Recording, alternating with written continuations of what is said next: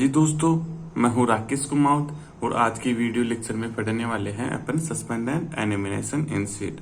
तो दोस्तों, मैं आपके लिए हिंदी और इंग्लिश बाईलैंग्वेज नोट्स टाइप के वीडियो लेक्चर लेके आता हूँ। तो मेरे वीडियो लेक्चर अच्छे लगे तो लाइक एंड सब्सक्राइब जरूर करिए। और यदि आपको और भी टॉपिक्स पे नोट्स चाहिए तो आप प्ले लिस्ट में जाके चेक कर सकते हैं। वहाँ पर अलग अलग टॉपिक वाइज प्ले लिस्ट बनाई गई है और आपको वहाँ पे लेक्चर मिल जाएंगे, कंप्लीट नोट्स मिल जाएंगे और पीडीएफ चाहिए तो आप टेलीग्राम ग्रुप ज्वाइन कर लीजिए। तो आज अपन पढ़ने वाले हैं सस्पेंडेड एनिमेशन इन सीड। इसका मतलब क्या है कि भाई कोई भी सीड है उसका निलंबित हो जाना। निलंबित मतलब कि कोई सीड है उसकी मेटाबॉलिक एक्टिविटी का स्टॉप हो जाना।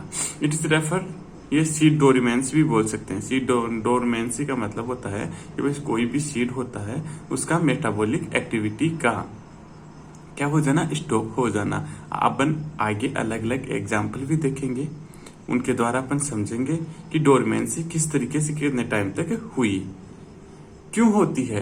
क्योंकि सीड में क्या होता है कि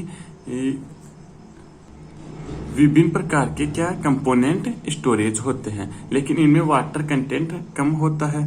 और जैसे ही फेवरेबल कंडीशन यानी कि वाटर प्रोवाइड हो जाता है तो सीड जर्मिनेट होने लग जाता है। तो इस तरीके से कुछ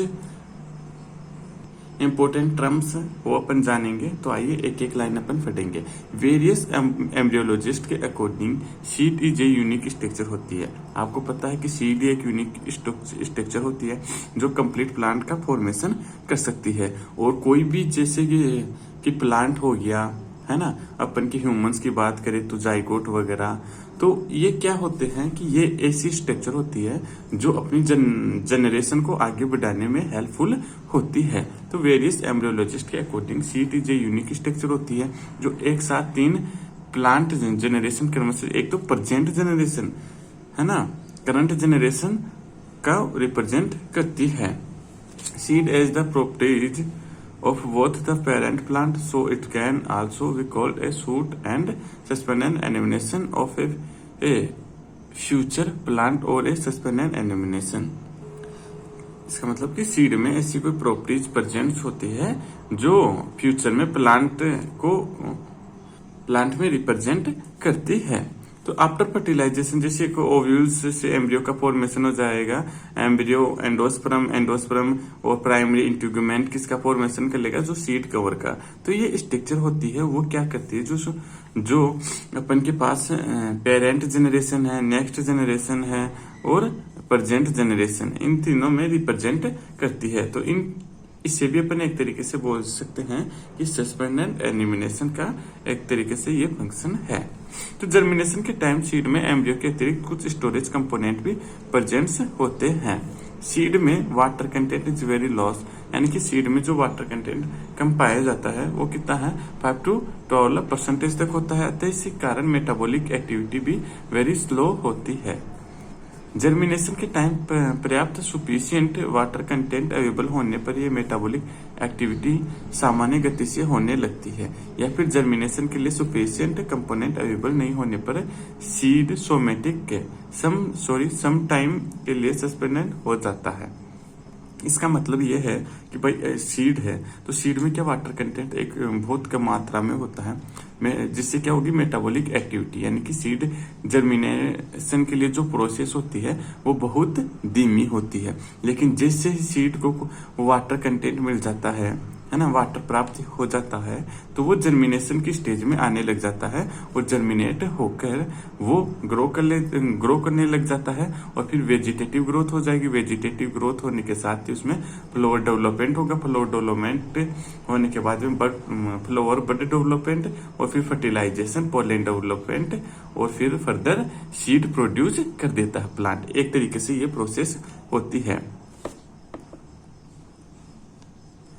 suspended animation time period some days, यानी कि मैंने बताया था आपको स्टार्टिंग में कि जो सस्पेंडेड एनिमेशन को ही अपन डोरमेंसी टाइम बोलते हैं। सम डेज to 1000 ईयर तक होती है।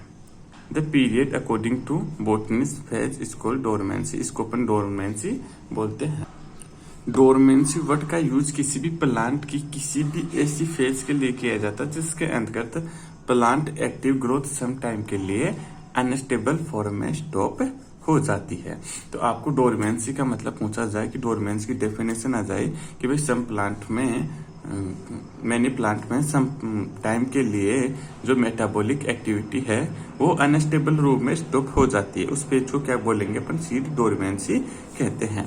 अब इसके जो एग्जाम्पल है वो इम्पोर्टेंट है, सस्पेंड एंड एनिमिनेशन में आपको विद एग्जाम्पल के द्वारा समझाना है तो आपको अच्छे मार्क्स मिल जाएंगे। तो डिफरेंट डिफरेंट प्लांट के सीड डिफरेंट फैक्टर के अनुरूप जैसे plant species, nature of seed and storage condition इत्यादि के कारण अलग अलग टाइम तक वाइबल जननक्षम रहते हैं।